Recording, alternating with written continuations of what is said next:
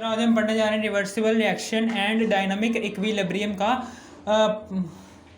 तीसरा पार्ट पढ़ने जा रहे हैं। ठीक है, इससे पहले हमने पढ़ा था हाइड्रोजन आयोडाइड, उससे पहले पढ़ा था इंट्रोडक्शन, रिएक्टेंट्स क्या होते हैं, प्रोडक्ट्स क्या होते हैं, रिवर्सिबल रिएक्शन क्या होता है, रिवर्सिबल रिएक्शन क्या होता है, इनकी एग्जांपल्स क्या होती हैं। अब आगे हम रिवर्सिबल रिएक्शंस और इरिवर्सिबल रिएक्शंस की एग्जांपल्स पढ़ रहे हैं, उनको एक्सप्लेन कर रहे हैं। ठीक है, यहाँ पर अब हम पढ़ने जा रहे हैं कैल्शियम ऑक्साइड। इसको जब ये CO2 के साथ रिएक्शन करता है, जब कैल्शियम ऑक्साइड कार्बन डाइऑक्साइड के साथ रिएक्शन करता है, ये सॉलिड फॉर्म में होता है, ये गैस फॉर्म में होता है, तो क्या बनाता है कैल्शियम कार्बोनेट सॉलिड फॉर्म में। और जब कैल्शियम कार्बोनेट सॉलिड फॉर्म में टूटता है, डिकम्पोज होता है, ठीक है ना, डिकम्पोज होने के बाद ये बनाता है कैल्शियम ऑक्साइड प्लस CO2। ठीक है ना, यहाँ पर डिकम्पोजिशन ऑफ कैल्शियम कार्बोनेट से हमें हासिल होता है कैल्शियम ऑक्साइड और कार्बन डाइऑक्साइड। और फिर उसके बाद जब ये दोनों मिलते हैं ना, कैल्शियम ऑक्साइड और कार्बन डाइऑक्साइड, ये दोनों जब आपस में मिलते हैं तो कैल्शियम कार्बोनेट बनता है। ठीक है ना, ओके, ये भी समझ लेना बात। अब क्लोज्ड सिस्टम और ओपन सिस्टम में हम ये रिएक्शन करने जा रहे हैं। ये क्या है, ये ओपन सिस्टम है ये वाला। इसमें क्या करते हैं, इसमें हम सबसे पहले कैल्शियम कार्बोनेट लेते हैं एक फ्लास्क के अंदर। ये फ्लास्क है, इसके अंदर हमने कैल्शियम कार्बोनेट लिखा होता है, पीले से ज़रात होते हैं ये पीले पीले कलर के। इसको हम हीट देते हैं कैल्शियम कार्बोनेट को। जैसे हम इसे हीट कर देते हैं ना, तो ये कैल्शियम ऑक्साइड में टूट जाता है और कार्बन डाइऑक्साइड में टूट जाता है, दो में टूटता है, कैल्शियम ऑक्साइड और कार्बन डाइऑक्साइड। ठीक है ना, चूँकि ये ओपन सिस्टम है और कार्बन डाइऑक्साइड एक गैस है जो कि पौधों के लिए अहम होती है, इसलिए क्या करती है कार्बन डाइऑक्साइड जो सी होती है ना, ये बाहर निकल जाती है। गैस चूँकि हवा से हवा में मिल जाती है। ठीक है ना, ये सिस्टम जहाँ से भी सुराख सिस्टम खुला होगा, कार्बन डाइऑक्साइड गैस वो जगह तलाश कर लेगी और वहाँ से निकल जाएगी। ठीक है ना, ओके, समझ आ गई आपको।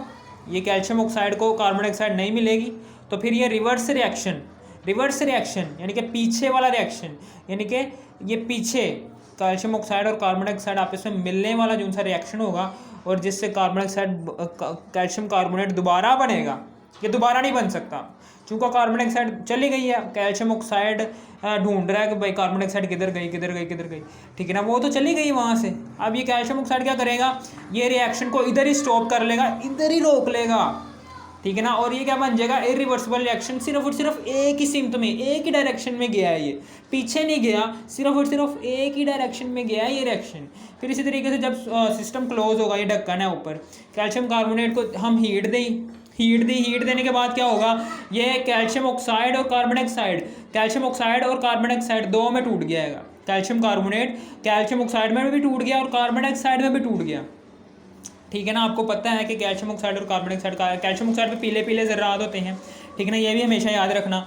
अब चूँकि ये टूट गया है, ये रिवर्स, ठीक है ना, अब ये टूट गया। अब उसके बाद क्या होता है, ये चूँकि क्लोज्ड सिस्टम है, ये क्या ढक्कन लगा हुआ ऊपर। ठीक है ना, ढक्कन लगा होना है। ठीक है ना, कार्बन डाइऑक्साइड को जगह नहीं मिल रही निकलने की, तो वो क्या करते हैं, कार्बन डाइऑक्साइड दोबारा से कैल्शियम ऑक्साइड को पकड़ती है, कैल्शियम ऑक्साइड दोबारा से कार्बन डाइऑक्साइड को अपने अंदर के साथ रिएक्शन करता है और दोबारा से पीछे चलाता है, पीछे वाला रिएक्शन दोबारा से दोहराता है, कैल्शियम कार्बोनेट दोबारा बना देता है। ये पहले फॉरवर्ड हुआ, फिर उसके बाद रिवर्स हो गया, कैल्शियम ऑक्साइड कार्बन डाइऑक्साइड के साथ मिला और फिर बनाया कैल्शियम कार्बोनेट। ठीक है, ये हो गया रिवर्सिबल रिएक्शन। इसमें चूँकि कार्बन डाइऑक्साइड बाहर नहीं निकली थी, इसलिए वो कैल्शियम ऑक्साइड के साथ मिलेगी और दोबारा से कैल्शियम कार्बोनेट बना देगी। ठीक है ना, ये हो गया रिवर्सिबल रिएक्शन। अब उसके बाद हम पढ़ने जा रहे हैं कैल्शियम कार्बोनेट की डीकम्पोजिशन जो सी है। डीकम्पोजिशन के बाद हमें हासिल होता है कैल्शियम ऑक्साइड भी हासिल हुआ और कार्बन डाइऑक्साइड भी हासिल हुई। कार्बन डाइऑक्साइड चूँकि खुला हुआ सिस्टम था, वो बाहर निकल गई। इरिवर्सिबल रिएक्शन में ये बाहर निकल जाएगी। ठीक है ना, ये हमेशा याद रखना कि जो सा इरिवर्सिबल रिएक्शन है उसमें ये उड़ जाएगी, ये बाहर खारिज हो जाएगी। लेकिन जब ये क्लोज्ड सिस्टम होगा, तो calcium carbonate calcium oxide plus CO2 बनाएगा। लेकिन चूंकि क्लोज्ड सिस्टम में कार्बन डाइऑक्साइड बाहर नहीं निकल सकती, तो ये दोनों वापस से मिलेंगे, दोनों कैल्शियम ऑक्साइड और कार्बन डाइऑक्साइड दोनों आपस में मिलेंगे, दोनों दोबारा रिएक्शन करेंगे और बनाएंगे कैल्शियम कार्बोनेट। ठीक है ना, ओके, समझ आ गई। इन दोनों के मिलने की वजह से कैल्शियम कार्बोनेट दोबारा प्रोड्यूस हो जाएगा। ठीक है।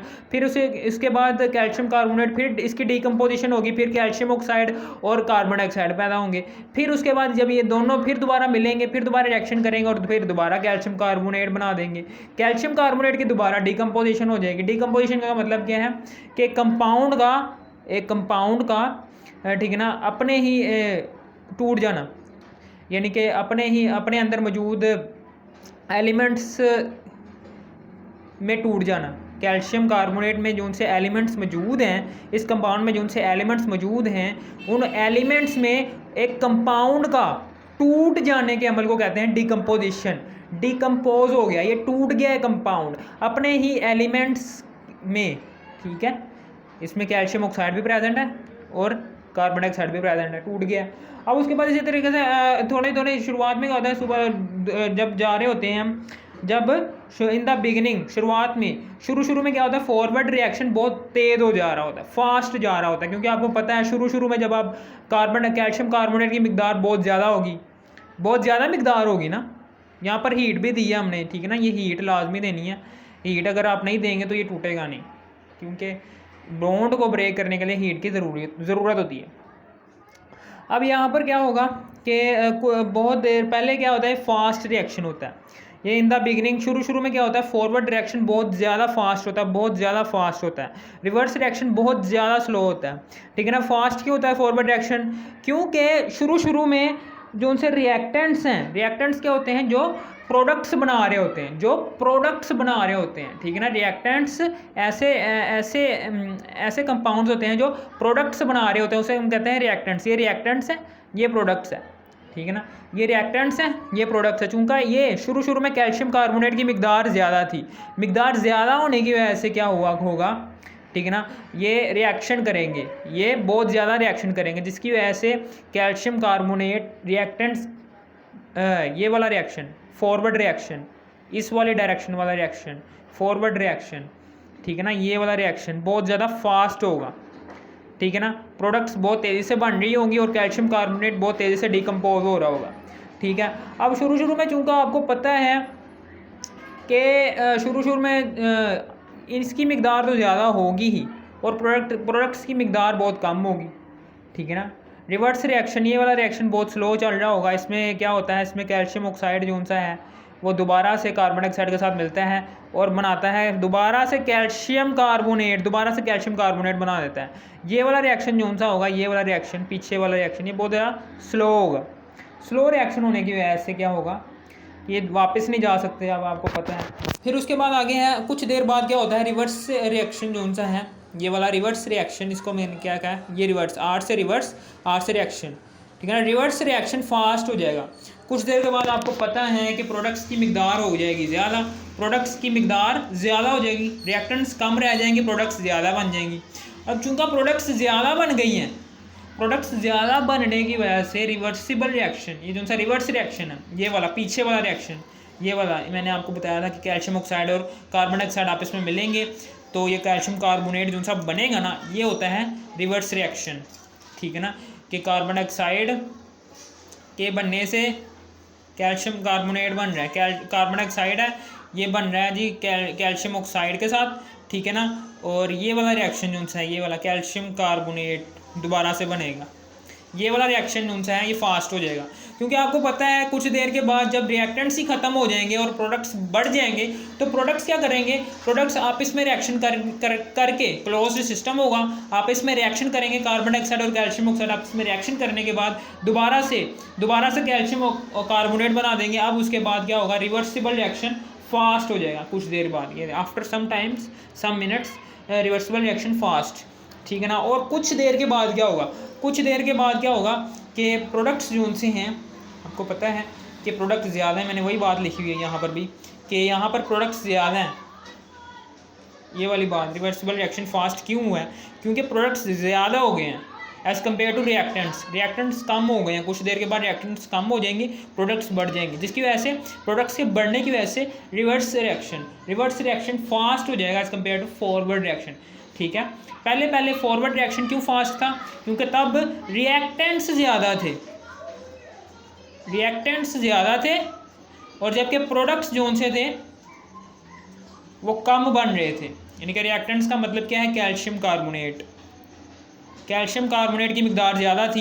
प्रोडक्ट्स क्या क्या मतलब है कि कार्बन डाइऑक्साइड और कैल्शियम ऑक्साइड ये कम बन रहे थे, ठीक है ना। और प्रोडक्ट्स अब इसमें क्या होगा, कुछ देर के बाद प्रोडक्ट्स जो से होंगे इसकी मिकदार बढ़ जाएगी। जैसे ही इसकी मिकदार बढ़ेगी तो रिएक्टेंट्स इस्तेमाल, ठीक है ना, और फिर रिएक्टेंट्स कम होते जाएंगे। अब उसके बाद कुछ देर के बाद क्या होता है कि इक्विलिब्रियम में भी आ जाता है, ये सारा रिएक्शन इक्विलिब्रियम में भी आ जाता है। आपको पता है कि कोई भी दुनिया में कोई भी सिस्टम है वो अपने आप को स्टेबल हालत में रखना चाहता है। सिस्टम हमेशा अपने आप को स्टेबल हालत में रखना चाहता है, स्टेबल हालत में ही रखना चाहता है। इसलिए क्या करते हैं कि रिवर्स रिएक्शन और फॉरवर्ड रिएक्शन ये दोनों आपस में इक्वल हो जाते हैं। यानी कि जितनी मिकदार में प्रोडक्ट्स बन रही हैं उतनी ही मिकदार में उसी वक्त ही प्रोडक्ट्स मिलकर रिएक्टेंट्स बना रहे हैं।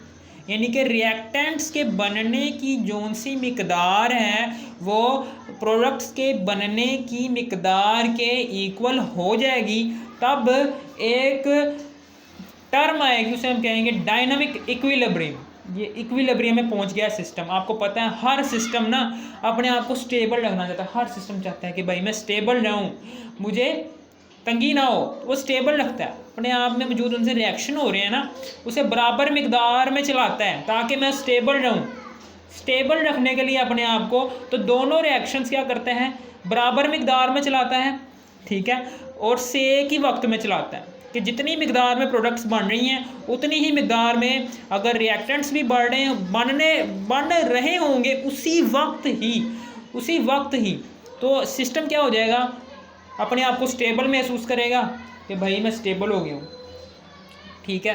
मैंने वही बात लिखी हुई है। कुछ देर के बाद रिवर्स रिएक्शन, ये क्या है, आर का मतलब रिवर्स, ये वाले आर का मतलब है रिएक्शन, ये वाला एफ है, इसका मतलब एफ होता है फॉरवर्ड, इसका मतलब है आर रिवर्स, फॉरवर्ड रिएक्शन। ये क्या है, दोनों इक्वल हो जाते हैं और इनकी डायरेक्शन जो उनसी आपको पता है कि ये अगर फॉरवर्ड की डायरेक्शन इधर की होती है और रिवर्स की डायरेक्शन इधर की होती है, यानी कि प्रोडक्ट से ही ताल्लुक़ रखते हैं ना। प्रोडक्ट्स जब आपस में मिलते हैं तभी तो रिएक्टेंट बनते हैं, ठीक है ना। रिवर्स रिएक्शन में यही तो है। और ऑपोजिट डायरेक्शन में जा रहे होते हैं ये दोनों, रिवर्स रिएक्शन और फॉरवर्ड रिएक्शन, ठीक है। आपकी बुक में एक और बात लिखी हुई है कि decomposition of calcium carbonate is equal to the combination direction calcium. ये वही मैंने बात बताई हुई है इधर कि डिकम्पोजिशन कैल्शियम कार्बोनेट